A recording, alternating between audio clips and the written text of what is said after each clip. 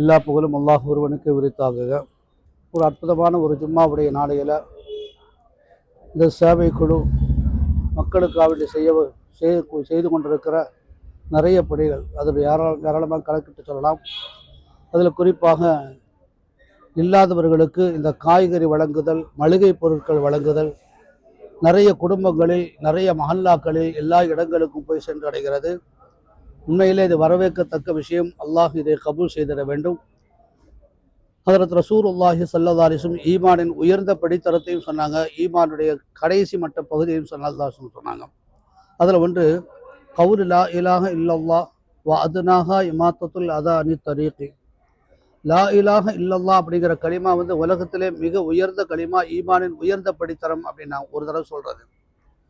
ஈமானுடைய கடைசி படித்தரம் சாலைகளில், பாதைகளில், ரோட்டு ஓரங்களில் கடக்கக்கூடிய மக்களுக்கு இடையூறு தரக்கூடிய சின்ன சின்ன பொருட்கள், உதாரணமாக முற்கள், கற்கள், இந்த மாதிரி வாழைப்பழத்துடைய தோள்கள், மக்களுக்கு இடையூறு தரக்கூடிய எல்லா பொருட்களையும் அகற்றி விடுவது ஈமானின் கடைசி படித்தரம் என்று ஸல்லல்லாஹு அலைஹி வஸல்லம் சொன்னாங்க.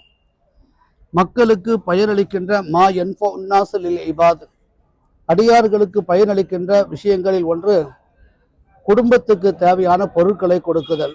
அது சேவை குழு மூலமா அல்ஹம்துலில்லாஹ் நல்லபடியாக நடந்துட்டு இருக்கு. அல்லாஹ் இதை கபூல் செய்திட வேண்டும்.